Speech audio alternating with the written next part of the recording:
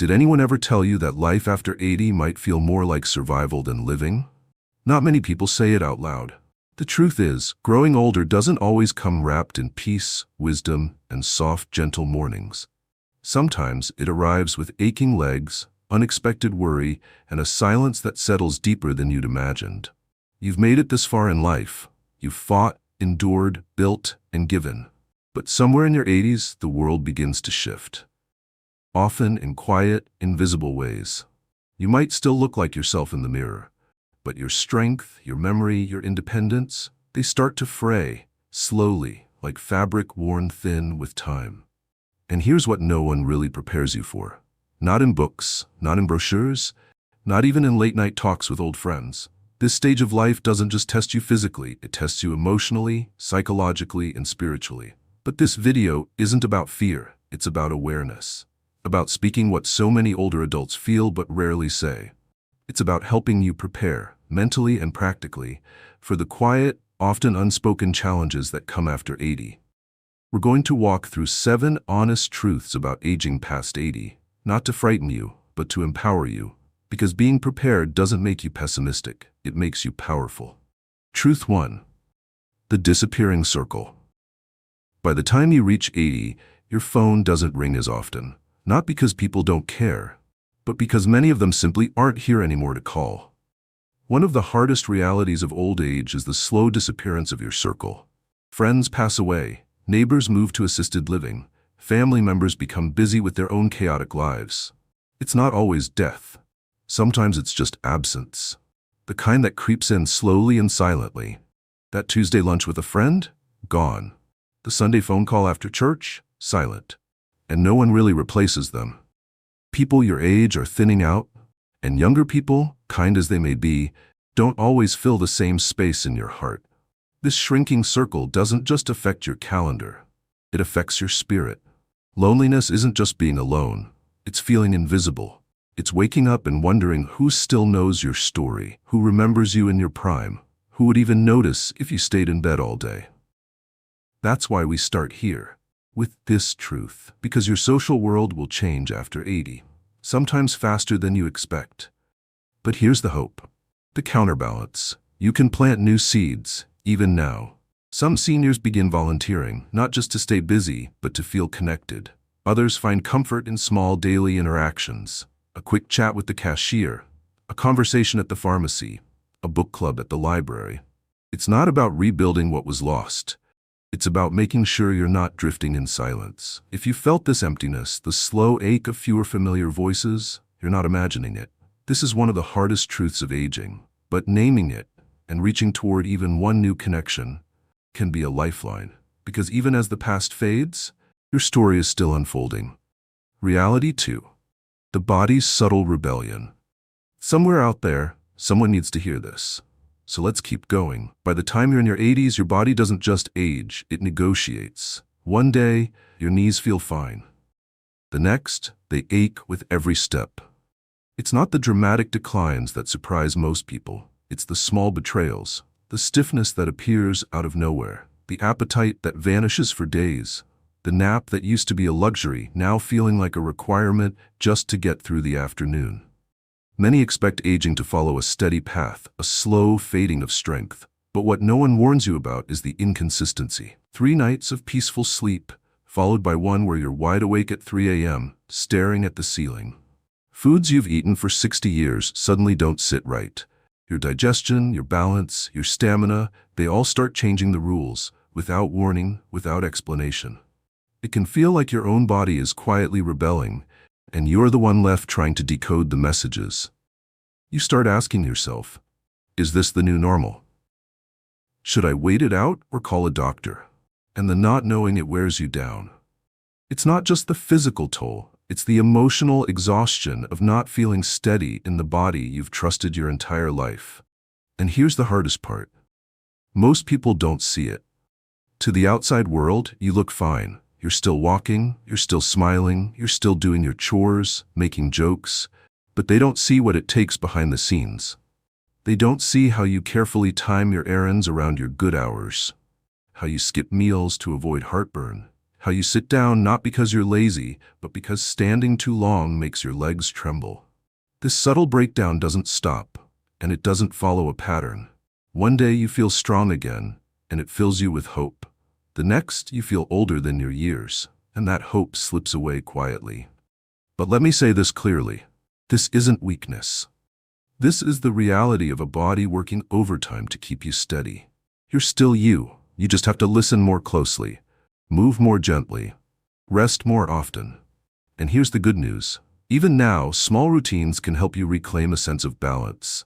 Drink warm water first thing in the morning, stretch before bed, step outside for sunlight, even if it's just for 10 minutes. These tiny habits may seem simple, but they're powerful reminders.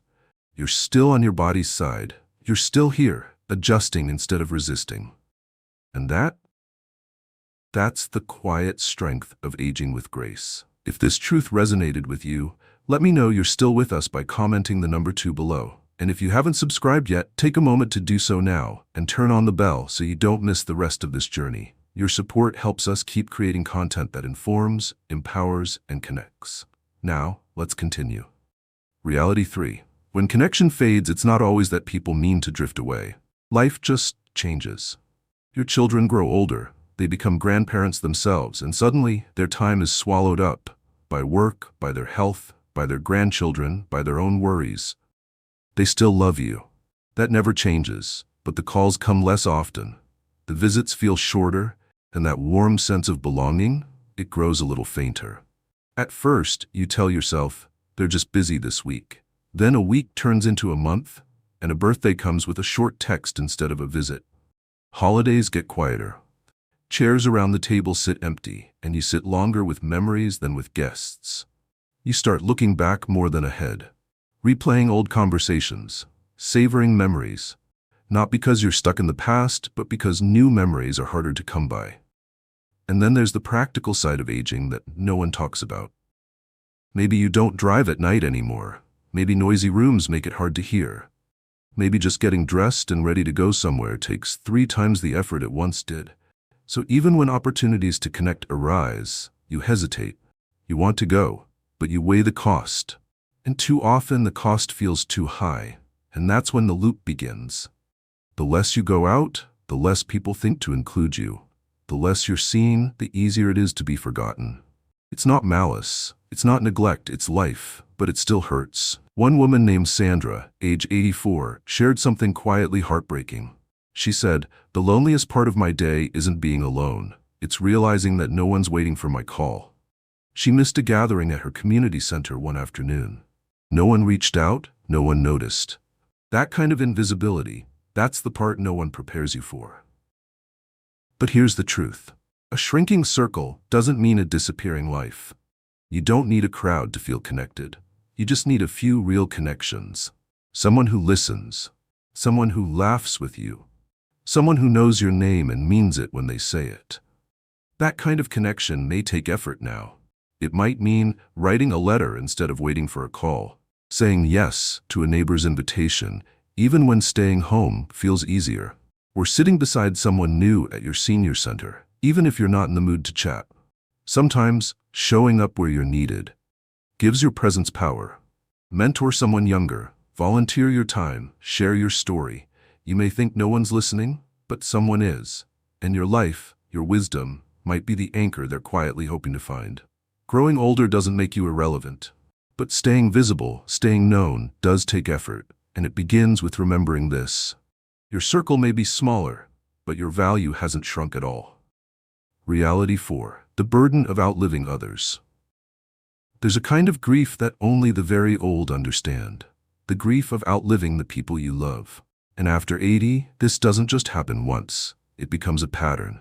You say goodbye, again and again, to friends who once walked to school with you, to siblings who knew your childhood, to a spouse who shared your dreams in your bed for decades.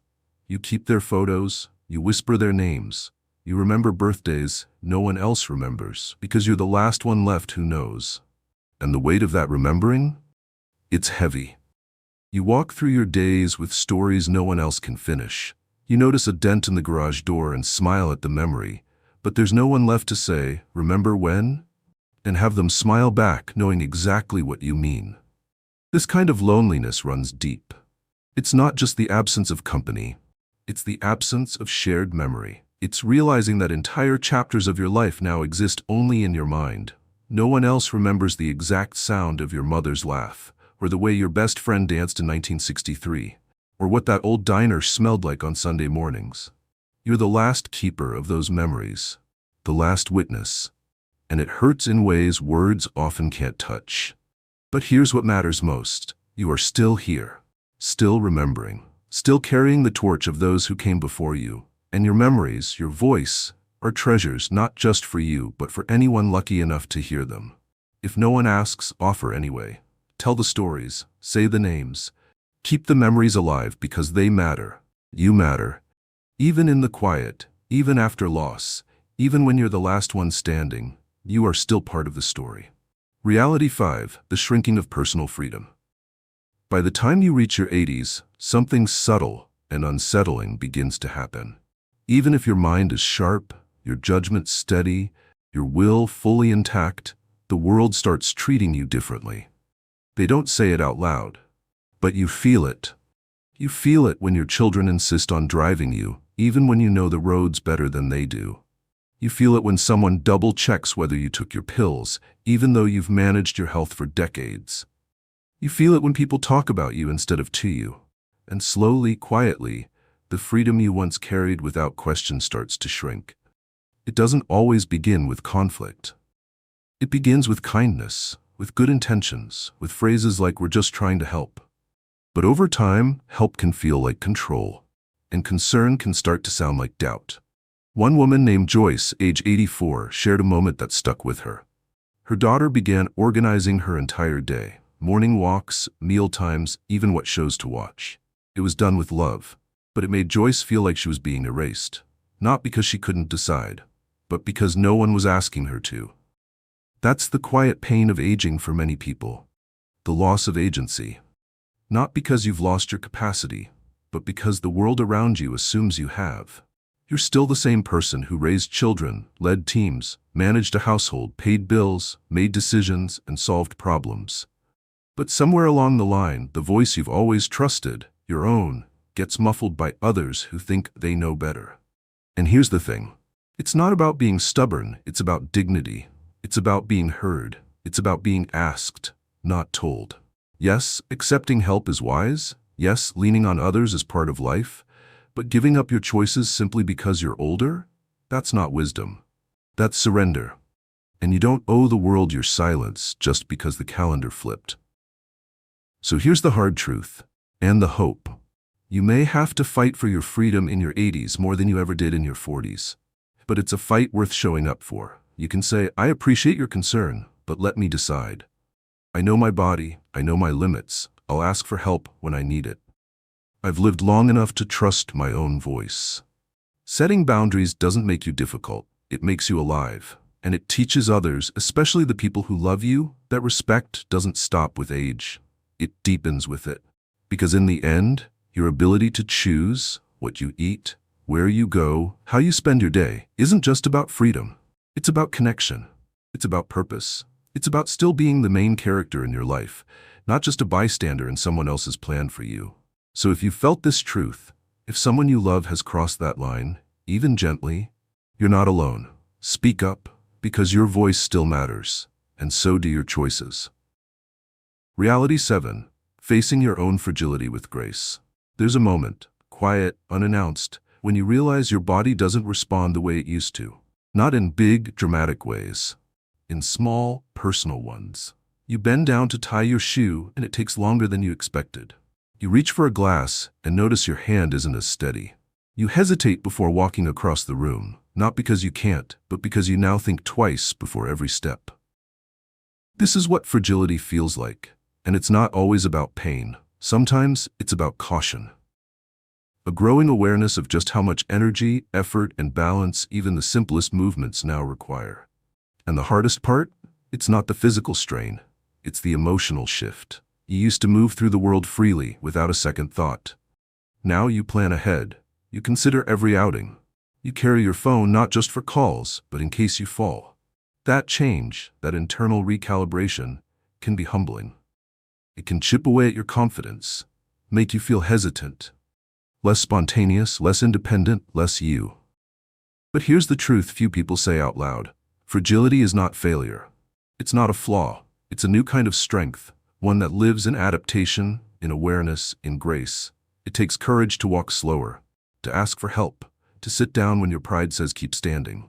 It takes emotional maturity to adjust how you live, not because you're giving up, but because you're choosing to keep going safely, wisely. One man named Elias, age 86, said something beautiful. I used to think strength was lifting heavy things. Now I think it's knowing when to set something down. That's what this stage of life asks of you. To listen, to respond with kindness, not just to others, but to your own body. To stop judging yourself for what you can't do, and start appreciating what you still can. Because here's what doesn't change. Your dignity, your character, your inner fire. Your hands might tremble, but your wisdom is steady. Your back may bend, but your story stands tall.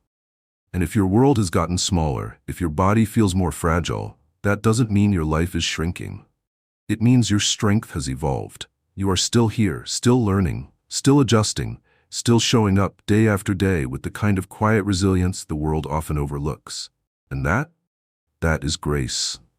If you've made it this far, if these truths have resonated, even in a small way, know that you are not alone. Growing older is not easy, but it is rich, honest, and sacred in its own way.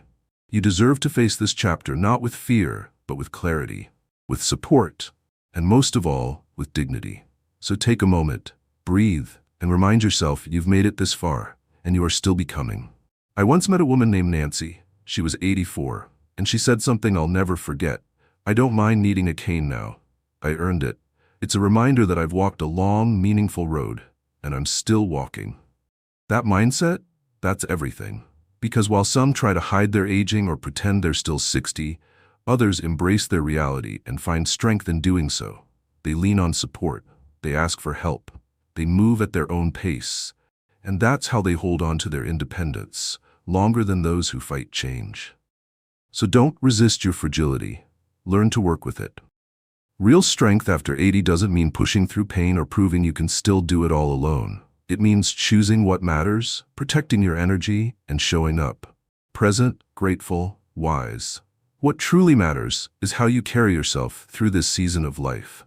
With courage, with grace, and with the quiet kind of strength that only time can teach. Growing older, especially past 80, isn't just about the body. It's about facing some of the hardest truths. With your head held high and your heart wide open. You don't have to pretend it's easy. Because it's not. But there's a deep kind of power in seeing the road clearly and choosing to walk it with wisdom instead of fear. You are not a burden. You are not forgotten. You're still here. And your presence, your voice, your laughter, your fierce spirit, they matter now more than ever. So take care of your mind. Feel your feelings. Acknowledge loneliness, but don't let it have the final say. Stay curious. Stay connected. Be honest about your limits, but never lose your generosity. Choose kindness. And when your steps slow down, walk with pride anyway. Thank you for spending this time with us. We'd love to hear from you. In the comments below, share something you've learned today and how you plan to carry it forward in your life. Your stories and reflections matter. They lift us all. If you found this video helpful, please like, subscribe, and share it with someone who might need to hear this too. Your support helps us keep creating content that informs, connects, and inspires. Thanks again for being here, and until next time, keep walking your path with strength, dignity, and heart.